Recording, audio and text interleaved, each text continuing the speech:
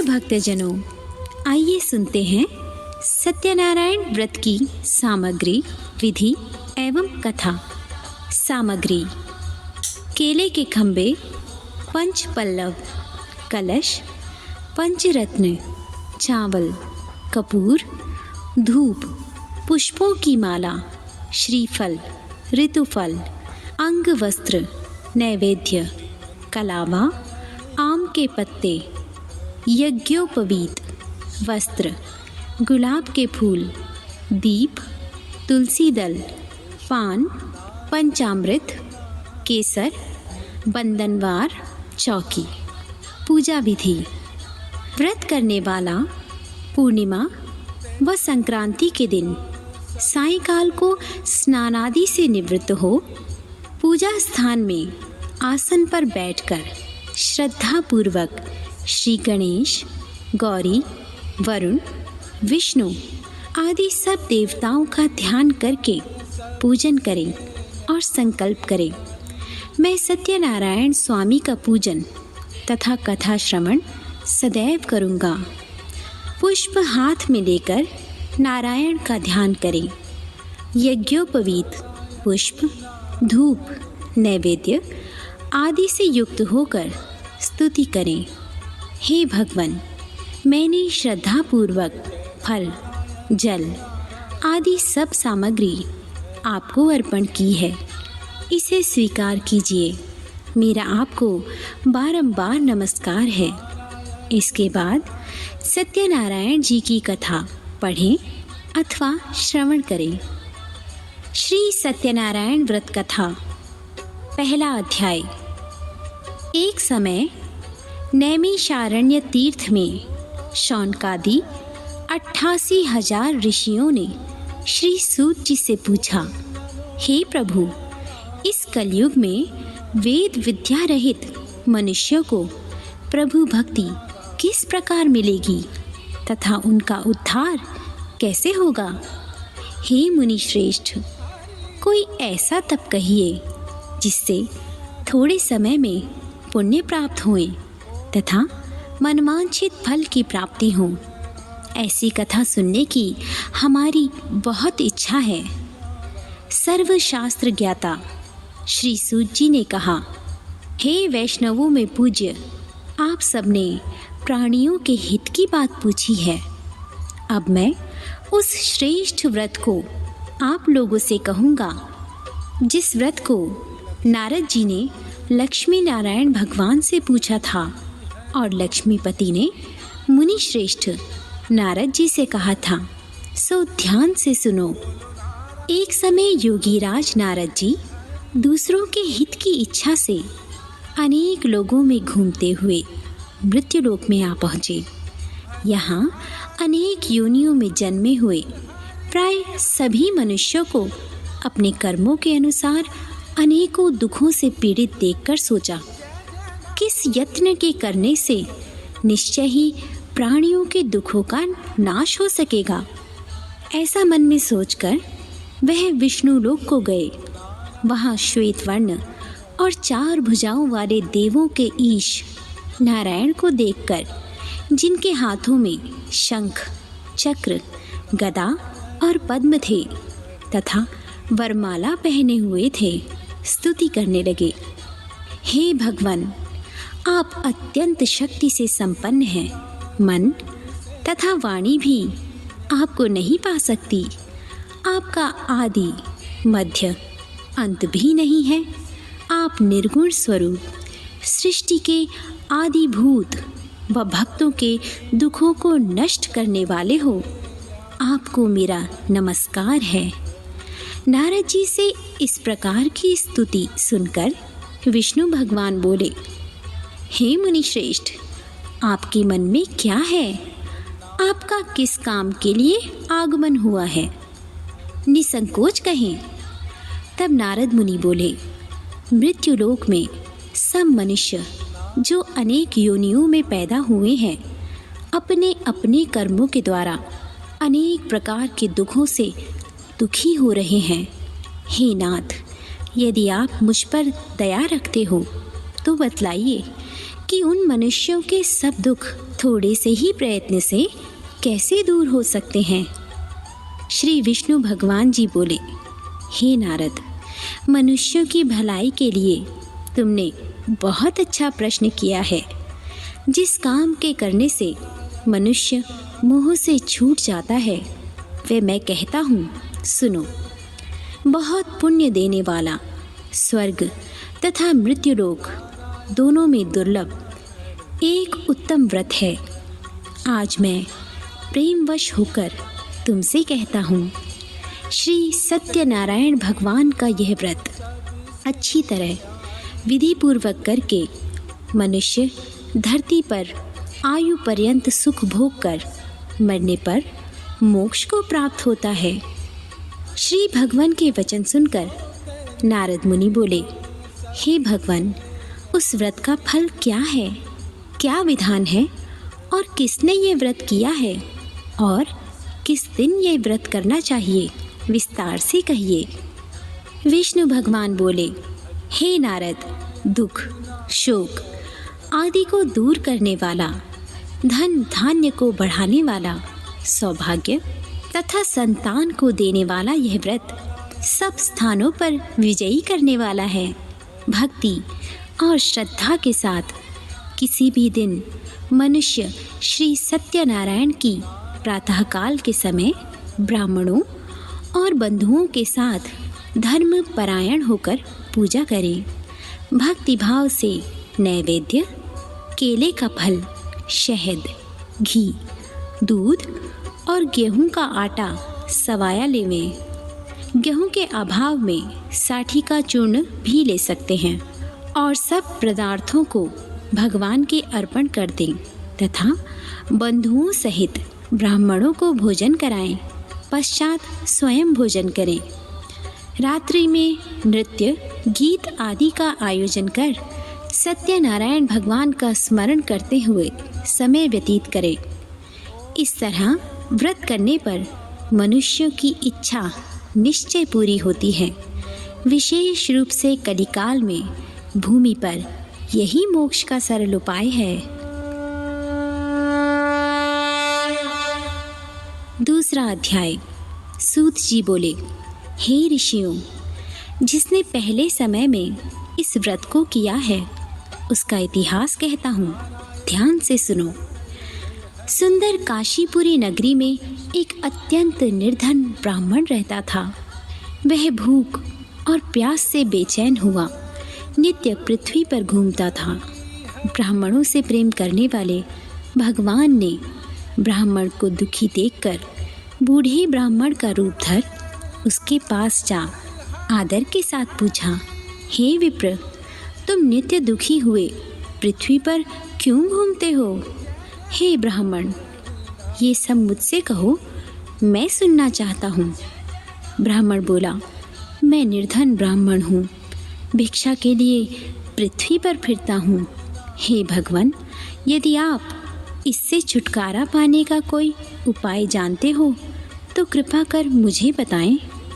वृद्ध ब्राह्मण बोला, हे विप्र, सत्यनारायण भगवान मनवांछित फल देने वाले हैं, इसीलिए तुम उनका पूजन करो, जिसके करने से मनुष्य सब दुखों से मुक्त हो जाता है। ब्राह्मण को व्रत का सारा विधान बतलाकर बूढ़े ब्राह्मण का रूप धारण करने वाले सत्यनारायण भगवान अंतर्ध्यान हो गए। जिस व्रत को वृद्ध ब्राह्मण ने बतलाया है मैं उसको करूँगा, यह निश्चय करने पर उसे रात में नींद भी नहीं आई। वह सवेरे उठ सत्यनारायण के व्रत का निश्चय कर भिक्षा मांगने के लिए चला। उस दिन उसको भिक्षा में बहुत धन मिला, जिससे बंधु बांधवों के साथ उसने सत्यनारायण भगवान का व्रत किया। इसके करने से वह ब्राह्मण सब दुखों से छूटकर अनेक प्रकार की संपत्तियों से युक्त हुआ। उस समय से वह ब्राह्मण हर मास व्रत करने लगा।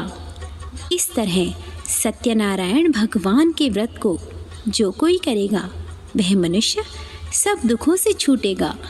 इस तरह नारद जी से सत्यनारायण भगवान का कहा हुआ यह व्रत मैंने तुमसे कहा, हे विप्रो, अब मैं और क्या कहूँ। ऋषि बोले, हे मुनिवर, संसार में इस ब्राह्मण से सुनकर किस किस ने इस व्रत को किया है, हम वह सब सुनना चाहते हैं। इसके लिए हमारे मन में जिज्ञासा है।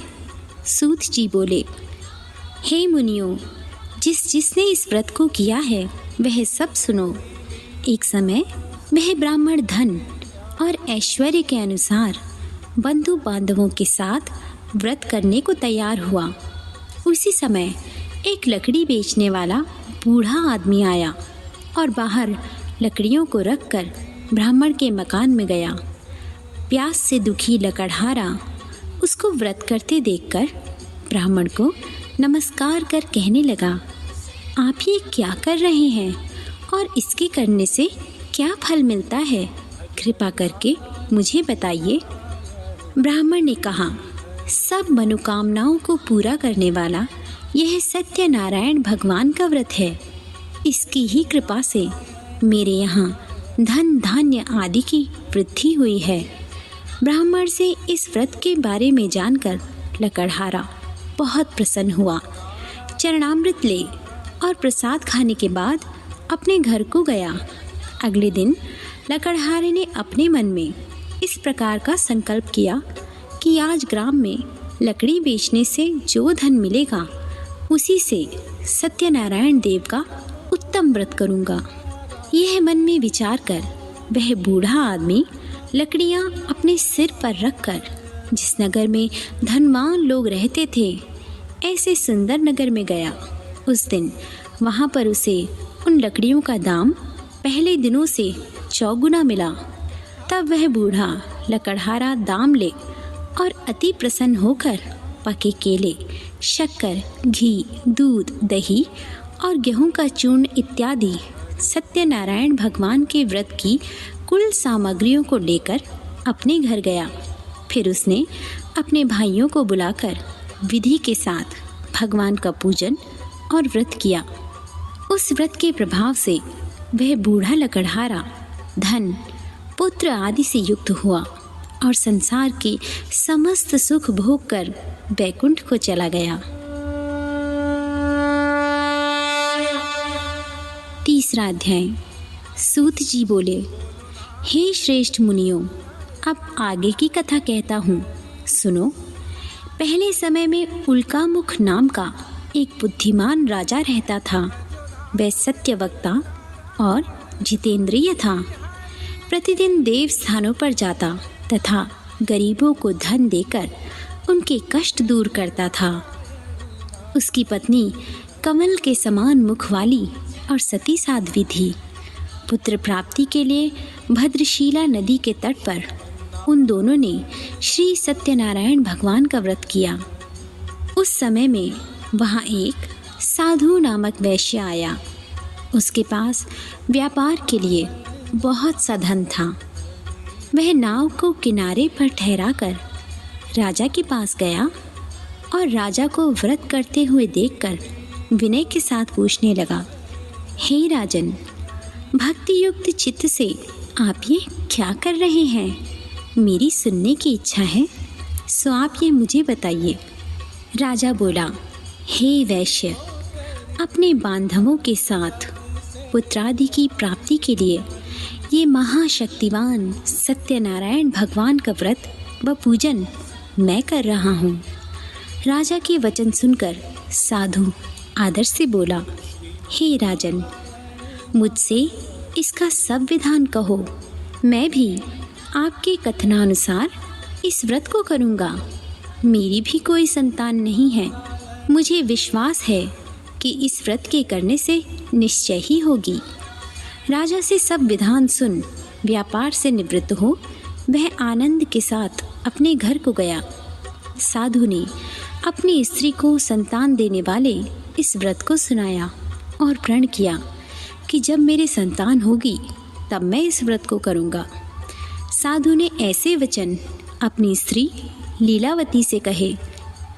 एक दिन उसकी स्त्री लीलावती पति के साथ आनंदित हो सांसारिक धर्म में प्रवृत्त होकर सत्यनारायण भगवान की कृपा से गर्भवती हुई तथा 10वें महीने में उसको एक सुंदर कन्या का जन्म हुआ। दिनों दिन वह इस तरह बढ़ने लगी जैसे शुक्ल पक्ष में चंद्रमा बढ़ता है। कन्या का नाम कलावती रखा गया। तब लीलावती ने मीठे शब्दों में अपने पति से कहा कि जो आपने संकल्प किया था कि भगवान का व्रत करूँगा, अब उसे करिए। साधु बोला, हे प्रिय, इसके विवाह पर करूँगा। इस प्रकार अपनी पत्नी को आश्वासन दे वह नगर को गया। कलावती पितृगृह में वृद्धि को प्राप्त हुई। साधु ने जब नगर में सखियों के साथ अपनी पुत्री को देखा तो तुरंत दूत बुलवाकर कहा कि पुत्री के वास्ते कोई सुयोग्य वर देख कर लाओ। साधु की आज्ञा पाकर दूत कंचन नगर पहुंचा और वहां पर बड़ी खोजबीन कर देखभाल के साथ लड़की के लिए सुयोग्य वणिक पुत्र को ले आया। उस सुयोग्य लड़के को देखकर साधु ने बंधु बांधवों सहित प्रसन्नचित्त हो अपनी पुत्री का विवाह उसके साथ किया। किंतु दुर्भाग्य से विवाह के समय भी उस व्रत को करना भूल गया। तब श्री सत्यनारायण भगवान क्रोधित हो गए और साधु को श्राप दिया कि तुम्हें दारुण दुख प्राप्त होगा। अपने कार्य में कुशल साधु वैश्य अपने जामाता सहित समुद्र के समीप स्थित रत्नपुर नगर में गया और वहाँ दोनों ससुर जमाई चंद्रकेतु राजा के उस नगर में व्यापार करने लगे। एक दिन भगवान सत्यनारायण की माया से प्रेरित कोई चोर राजा का धन चुराकर भागा जा रहा था, किंतु राजा के दूतों को आता देखकर चोर ने घबराकर भागते हुए राजा के धन को वहीं चुपचाप रख दिया जहाँ पर वे ससुर जमाई ठहरे हुए थे। जब दूतों ने उस साधु वैश्य के पास जाकर राजा का धन देखा तो वे दोनों को बांध कर ले गए और राजा के समीप जाकर बोले, हे राजन, ये दो चोर हम पकड़ लाए हैं, देखकर आज्ञा दीजिए। तब राजा की आज्ञा से उनको कठोर कारावास में डाल दिया और उनका सब धन छीन लिया।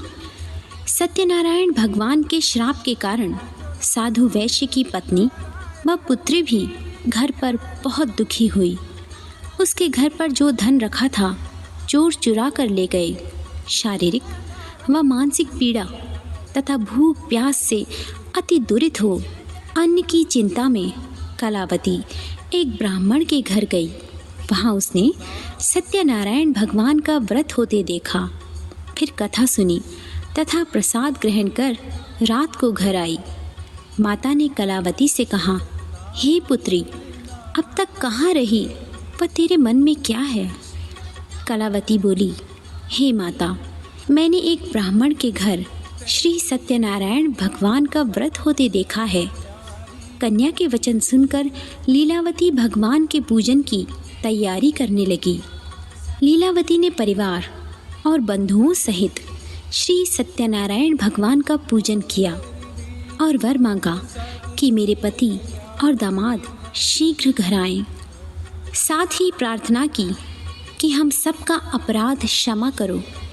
सत्यनारायण भगवान ने इस व्रत से संतुष्ट होकर राजा चंद्रकेतु को स्वप्न में दर्शन देकर कहा, हे राजा, जिन दोनों वैश्यों को तुमने बंदी बना रखा है वे निर्दोष हैं। उन्हें प्रातः ही छोड़ दो और उनका सब धन जो तुमने ग्रहण किया है लौटा दो, नहीं तो मैं तेरा धन, राज्य, पुत्रादि सब नष्ट कर दूंगा। राजा से ऐसे वचन कहकर भगवान अंतर्ध्यान हो गए। प्रातःकाल राजा चंद्रकेतु ने सभा में अपना स्वप्न सुनाया। फिर दोनों वणिक पुत्रों को कैद से मुक्त कर सभा में बुलाया। दोनों ने आते ही राजा को नमस्कार किया। राजा मीठे वचनों से बोला, हे महानुभावों, तुम्हें भावीवश ऐसा कठिन दुख प्राप्त हुआ है, अब तुम्हें कोई भय नहीं। ऐसा कहकर राजा ने उनको नए नए वस्त्राभूषण पहनाए तथा उनका जितना धन लिया था उससे दुगुना धन देकर आदर सहित विदा किया। दोनों वैश्य अपने घर को चल दिए। चौथा अध्याय। सूत जी बोले, वैश्य ने मंगलाचार करके यात्रा आरंभ की और अपने नगर को चला। उसके थोड़ी दूर निकलने पर दंडी वेशधारी सत्यनारायण ने उनसे पूछा, हे साधु, तेरी नाव में क्या है? अभिमानी वणिक हंसता हुआ बोला, हे दंडी, आप क्यों पूछते हो? क्या धन लेने की इच्छा है? मेरी नाव में तो बेल और पत्ते भरे हैं। वैश्य का कठोर वचन सुनकर भगवान ने कहा, तुम्हारा वचन सत्य हो। दंडी ऐसा कहकर वहाँ से दूर चले गए और कुछ दूर जाकर समुद्र के किनारे बैठ गए। दंडी के जाने पर वैश्य ने नृत्य क्रिया करने के बाद नाव को ऊंची उठी देखकर अचंभा किया और नाव में बेल पत्ते आदि देखकर मूर्छित हो भूमि पर गिर पड़ा। फिर मूर्छा खुलने पर अत्यंत शोक प्रकट करने लगा। तब उसका दामाद बोला कि आप शोक ना करें, यह दंडी का श्राप है, अतः उसकी शरण में चलना चाहिए, तभी हमारी मनोकामना पूर्ण होगी। दामाद के वचन सुनकर वैश्य दंडी के पास पहुंचा और अत्यंत भक्तिभाव से नमस्कार करके बोला, हे भगवान, आपकी माया से मोहित ब्रह्मा आदि भी आपके रूप को नहीं जानते, तब मैं अज्ञानी कैसे जान सकता हूँ? आप प्रसन्न होइए, मैं सामर्थ्य के अनुसार आपकी पूजा करूँगा। मेरी रक्षा करो और पहले के समान नौका में धन भर दो। उसके भक्ति युक्त वचन सुनकर भगवान प्रसन्न हो उसकी इच्छा अनुसार वर देकर अंतर्ध्यान हो गए। तब उन्होंने नाव पर आकर देखा कि नाव धन से परिपूर्ण है। फिर वे भगवान सत्यनारायण का पूजन कर साथियों सहित अपने नगर को चला। जब अपने नगर के निकट पहुंचा, तब दूत को घर भेजा। दूत ने साधु के घर जा उसकी स्त्री को नमस्कार कर कहा कि साधु अपने दामाद सहित इस नगर के समीप आ गए हैं। ऐसा वचन सुन साधु की स्त्री बड़े हर्ष के साथ सत्यदेव का पूजन करने लगी और उसने पुत्री से कहा, मैं अपने पति के दर्शन को जाती हूँ, तू कार्य पूर्ण कर शीघ्र आ। परंतु कलावती माता के वचनों को अनसुना कर प्रसाद छोड़कर पति के पास चली गई। प्रसाद की अवज्ञा के कारण सत्यदेव ने रुष्ट हो उसके पति को नाव सहित पानी में डुबो दिया। कलावती अपने पति को न देखकर रोती हुई भूमि पर गिर गई। इस तरह नौका को डूबा हुआ तथा कन्या को रोता देख साधु दुखित हो बोला, हे प्रभु, मुझसे या मेरे परिवार से जो भूल हुई है उसे क्षमा करो। उसकी दीन वचनों को सुनकर सत्यदेव प्रसन्न हो गए और आकाशवाणी हुई, हे साधु, तेरी कन्या मेरे प्रसाद को छोड़कर आई है, इसलिए उसका पति अदृश्य हो गया है।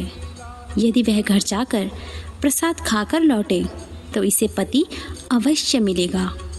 ऐसी आकाशवाणी सुनकर कलावती ने घर पहुंचकर प्रसाद खाया, फिर आकर पति के दर्शन किए। तत्पश्चात साधु ने बंधु बांधवों सहित सत्यदेव भगवान का विधि पूर्वक पूजन किया। उस दिन से वह प्रत्येक पूर्णिमा को सत्यनारायण भगवान का पूजन करने लगा। फिर इस लोक का सुख भोग कर अंत में स्वर्ग लोक को गया। 5वां अध्याय। श्री सूत जी बोले, हे ऋषियों, मैं एक और कथा कहता हूँ, सुनो। प्रजापालन में लीन तुंगध्वज नाम का एक राजा था। उसने भी भगवान का प्रसाद त्याग कर बहुत दुख पाया। एक समय वन में जाकर वन्य पशुओं को मारकर बड़ के पेड़ के नीचे गया। वहाँ उसने ग्वालों को भक्तिभाव से बांधवों सहित सत्यनारायण जी का पूजन करते देखा। परंतु राजा अभिमानवश देख कर भी वहाँ नहीं गया और ना नमस्कार ही किया।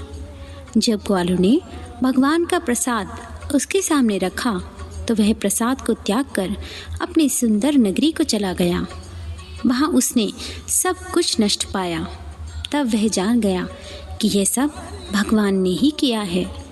तब वह उसी स्थान पर ग्वालों के समीप गया और विधि पूर्वक पूजन कर प्रसाद खाया तो सत्यदेव की कृपा से पहले जैसा था वैसा ही हो गया। फिर दीर्घकाल तक सुख भोग कर मरने पर स्वर्गलोक को गया। जो मनुष्य इस परम दुर्लभ व्रत को करेगा, भगवान की कृपा से उसे धन धान्य की प्राप्ति होगी।